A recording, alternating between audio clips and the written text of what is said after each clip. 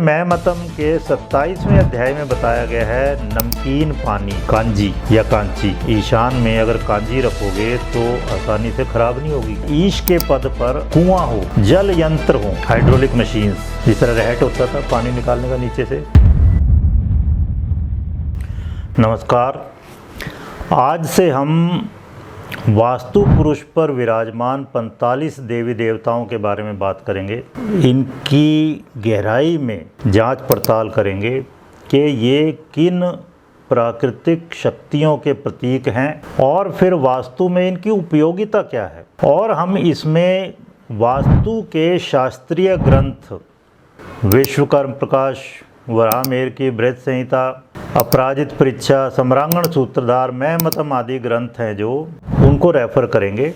तो सबसे पहले तो आज हम ईशान से शुरू करते हैं। ईशान में कहे गए हैं वहनी या ईश, ये ईशान में विराजमान है। इनके और कई नाम मिलते हैं अलग अलग जगह, ईशः, ईशानः, ईशक, ईश देव, शिखी या शिखिन का मतलब अग्नि होता है, आग। तो इनका स्थान, इनकी सिचुएशन है एकदम ईशान में, सटीक नॉर्थ ईस्ट में है। और बृहत संहिता के अनुसार वास्तु पुरुष का यहाँ पर सिर है, सिर जो मूर्धन्य है शरीर में, वो अंग यहाँ पर है। सम्रांगण सूत्रधार में इन 45 देवी देवताओं का निघंटु मिलता है, मतलब इनके अर्थ क्या है। 14वें अध्याय में कहा गया है ईशः क्या है, हर, भगवान शिव, सर्वभूत हर, ये कहा गया। और अपराजित परीक्षा के 56वें अध्याय में ये कहा गया ये शंकर देव हैं। ईश क्या है, शंकर देव। पीठ वास्तु में जो ज़्यादातर घर में प्रयोग होती है, पीठ में क्या है, 9 पद है, 9 पार्ट में डिवाइड कर देते हैं पूरे प्लॉट को। तो पीठ वास्तु में ईश को 9वां भाग दिया गया है, जबकि उपपीठ वास्तु जिसमें 25 पद होते हैं, 25 में से 1 पद प्रदान किया गया है। मंडूक वास्तु में जिसमें 64 पद होते हैं, केवल आधा पद दिया गया है ईश को। और परमशाही वास्तु में 81 पद में से केवल 1 पद दिया गया है। अब आप समझ सकते हैं कि पद का एलोकेशन डिपेंड करता है कौन सा पद विन्यास किया गया उसके हिसाब से। तो घर के लिए ये समझिए 9 पद वास्तु सफिशिएंट है। ये 81 पद वास्तु जब राजमहल इतना बड़ा वो डिजाइन करना होता था, या बहुत बड़ा ये समझ ले मंदिर नगर बसाना होता था, तब कहीं 81 पद का प्रयोग होता था। तो अब आइए हम समझते हैं डिटेल में कि ईशान इनका अर्थ क्या है। संस्कृत अंग्रेजी शब्दकोश जब आप रेफ़र करेंगे तो ईशान का अर्थ है शिव, या शिव रुद्र के रूप में सूर्य। ईशान का एक अर्थ सक्षम भी है, शासन करने वाला, शक्तिशाली, राज करने वाला, किसी भी चीज़ का पूरी तरह से स्वामी होना, सर्वोच्च। अब ईशान दिशा सर्वोच्च मानी गई है, परम शिव की दिशा है। इसका मतलब राजा या शासक या देवता भी है। ईशान का मतलब, ईशान के बहुत सारे अर्थ दिए गए हैं, वो मैं यहाँ आपको बता रहा हूँ। स्वामी, धारण करने वाला, धन या साझा करने वाला। ईशान का मतलब प्रकाश भी है, ईशान का मतलब वैभव भी है। ईशान का एक अर्थ रुद्र भी है। रुद्र की न्यूमेरिकल वैल्यू 11 है, 11 रुद्र है। तो ईशान भगवान शिव का नाम है और इसका अर्थ है जिससे ब्रह्मांड उत्पन्न होता है, वो है ईशान। तो अब आप समझ लीजिए कि अगर आप अपनी ईशान दिशा घर की खुली रखेंगे, ये सब क्वालिटीज़, ये सब गुण आप में, उस घर में रहने वाले लोगों के जीवन में अपने आप आ जाएंगे। धन आ जाएगा, आप सर्वोच्च होंगे, आपकी चलेगी, लोग आपकी मानेंगे, आप मूर्धन्य होंगे, हेड होंगे, क्योंकि यहाँ वास्तु पुरुष का सिर है और ईशान का मतलब सिर भी होता है। शिव महापुराण में ईशान नाम का उल्लेख मिलता है। भगवान के 5 नामों में से एक नाम के रूप में ईशान का उल्लेख मिलता है शिव महापुराण में। ईशान की उत्पत्ति ईश शब्द से हुई है, जिसका अर्थ है ब्रह्मांड को संचालित करने वाली अदृश्य शक्ति। ईश रुद्र के एक नाम ईशान का संक्षिप्त रूप है और जिसका मान प्रतीकात्मक मान 11 है। यह शक्ति स्वयं या इस शक्ति का धारक ईशान है। ये ईश्वर का पर्याय है। ईश्वर जिसका मतलब है प्रभु, भगवान।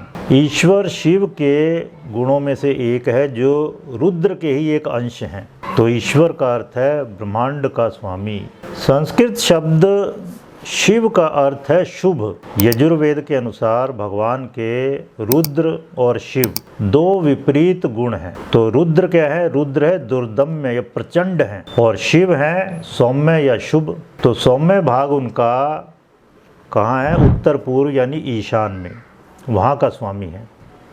जबकि प्रचंड भाग वायव्य दिशा में जो रुद्र और रुद्रज हैं तो वो वहाँ पर विराजमान है। उसकी बात करेंगे आगे आने वाले समय में। तो अपने कल्याणकारी रूप में भगवान शिव ईशान में हैं। तो वो कैलाश पर्वत पर तपस्वी जीवन जीने वाले एक सर्वज्ञ योगी हैं और साथ साथ अपनी पत्नी पार्वती और अपने 2 बच्चों गणेश और कार्तिकेय के साथ रहने वाले गृहस्थ भी हैं। शिव की शक्ति पार्वती इस ब्रह्मांड में शिव के गतिशील विस्तार का प्रतिनिधित्व करती है।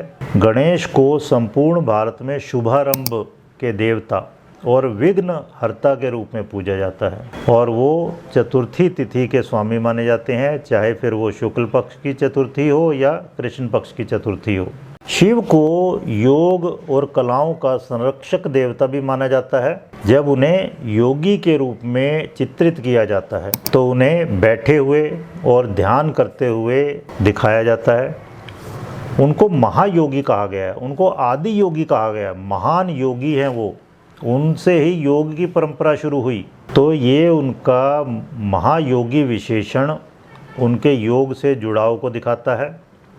शिव को देवी काली के नीचे एक शव के रूप में भी दर्शाया गया है। इसका मतलब है कि शक्ति के बिना शिव एक शव हैं। तो अगर घर का ईशान खुला नहीं है तो फिर ईशान के शुभ प्रभाव नहीं आने वाले। उधर से सूर्य की सुबह सुबह ब्रह्म मुहूर्त की किरणें प्रवेश करनी चाहिए घर में, नहीं तो ये फिर दिशा जड़वत हो जाएगी।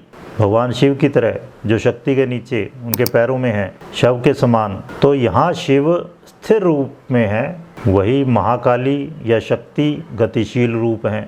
तो इन शक्ति के बिना शिव शक्तिहीन है। और ईशान की शक्ति है ईशान का खुला होना।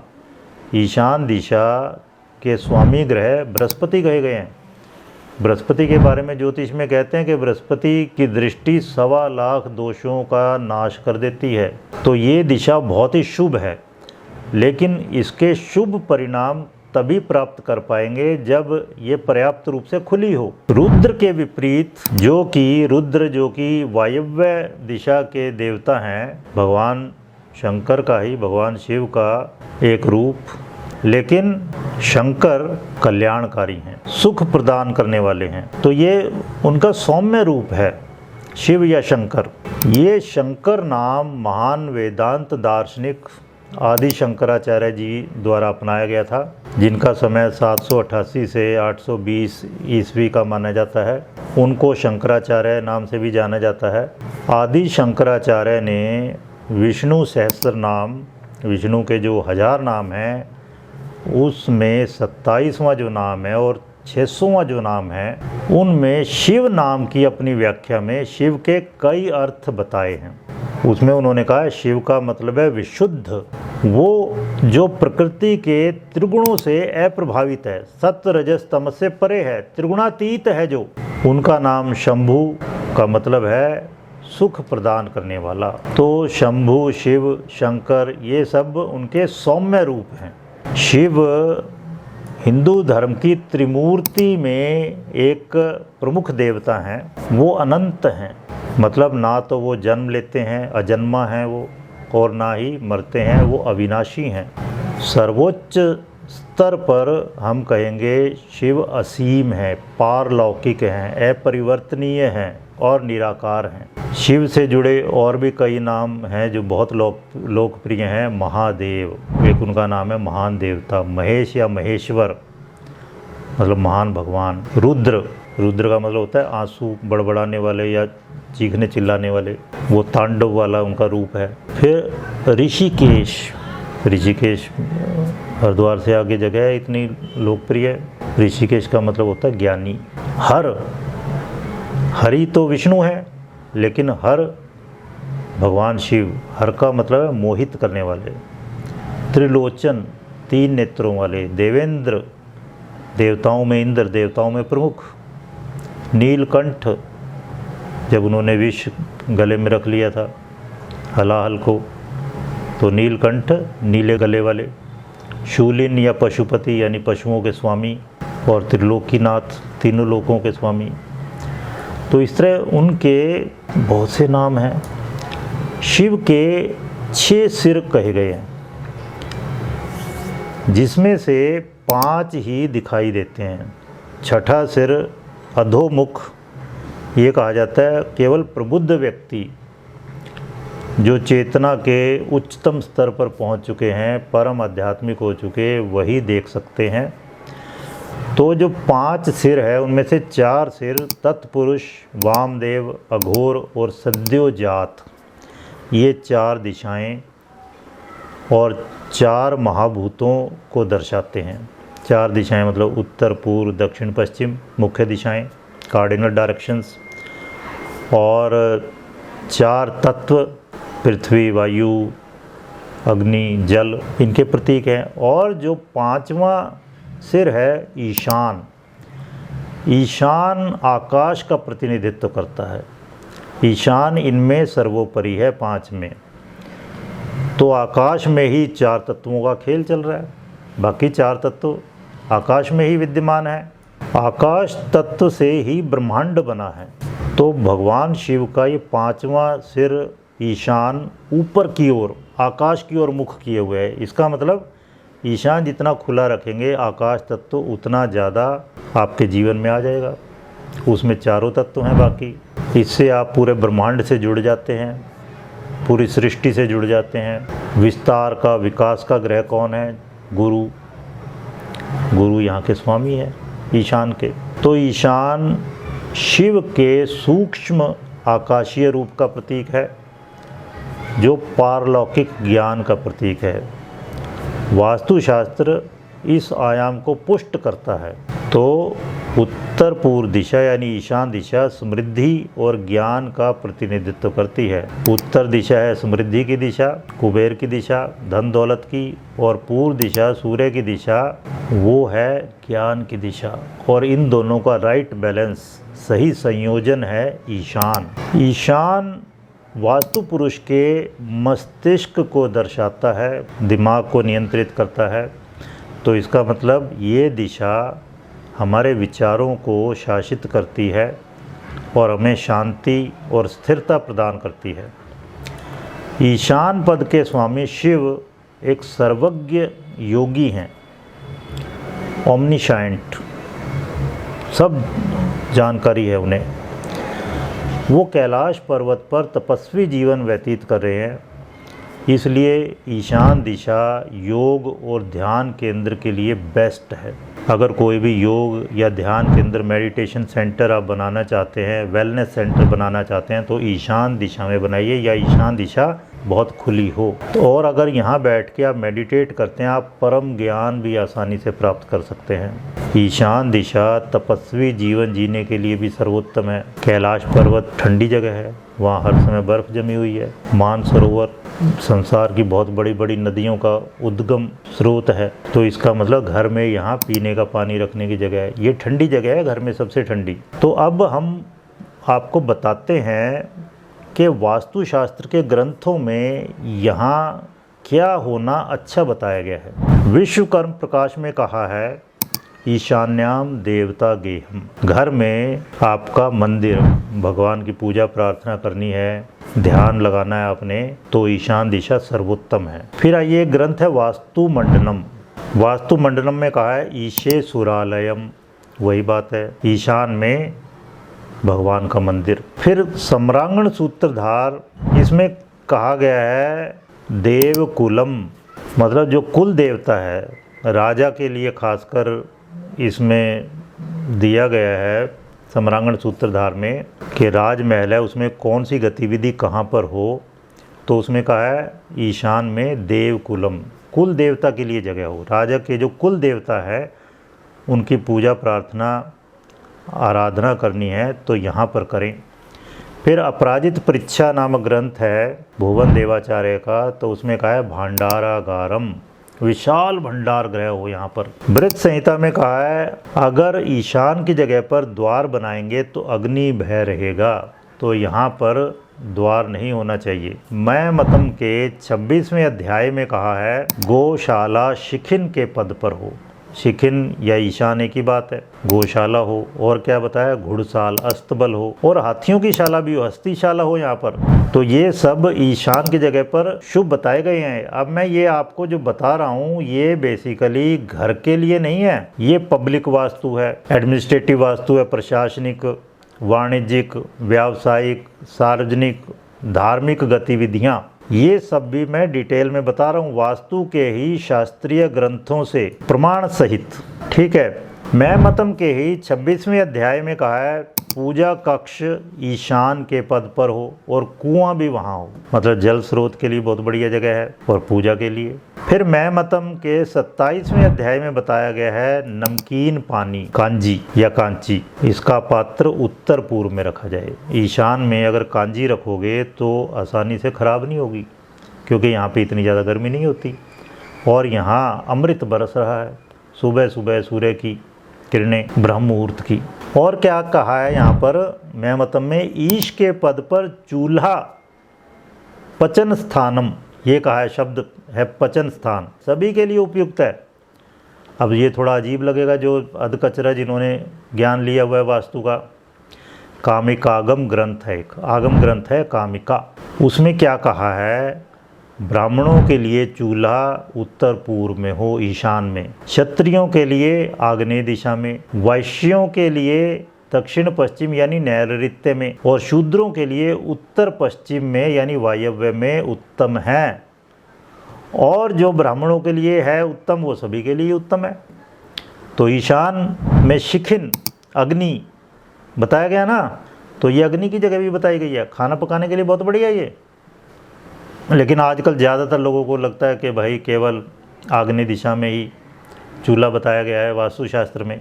बिजनेस के हिसाब से मैं बताता हूँ आपको, मैं मतम के 10वें अध्याय में एक बाज़ारों की योजना बताई गई है। अलग अलग बाज़ारों के लिए कौन कौन से पद पर कौन कौन सी चीज़ें बिकें, इस बारे में वास्तु की अनुशंसाएँ उसमें मिलती हैं हमें। तो उसमें कहा है ईश और महेंद्र के द्वार के पदों के बीच, मतलब ईश, पर्जन्य, जयंत और महेंद्र, इन जगह पर कौन कौन से बाजार हों, किन किन आर्टिकल्स के, किन किन सामान के बाजार हों। उसमें बताया मांस, मछली, सूखे उत्पाद, मतलब सूखे मेवे भी हो सकते हैं, सूखी सब्जियां भी हो सकती हैं, और सब्जियों के लिए बाजार हो। ये सब चीज़ें ऐसी हैं जो बहुत जल्दी ख़राब हो सकती हैं। तो ये क्योंकि ठंडी जगह है, ईश, पर्जन्य, जयंत, इंद्र, ये वाले 4 पद, तो यहाँ पर पेरिशेबल ईटेबल्स जो बहुत जल्दी ख़राब हो सकते हैं चीज़ें, उनके बाज़ार बताए गए हैं। फिर आइए चैप्टर 29 जो है मैं मतम का, उसमें एक 3 प्रकोटों वाले महल के बारे में बहुत विस्तार से उल्लेख किया गया है और उसमें बताया गया है कि किस पद पर क्या एक्टिविटी हो। तो हम यहाँ केवल अभी ईशान में बताएंगे आपको, ईश के पद पर वो बताएंगे। आगे आने वाली वीडियोस में फिर पर्जन्य के पद पर क्या रिकमेंडेड है, जयंत के पद पर और दूसरे 45 के 45 पदों पर क्या क्या रिकमेंडेशंस है, क्या क्या अनुशंसाएं हैं, वो सब आपको बताएंगे। तो यहाँ पर बताया है कि ईश या शिखिन के पद पर पहले परकोटे में राजा के पूज्य देवता हों, जिनकी राजा पूजा करना चाहते हैं, आराध्य देवता जो हैं।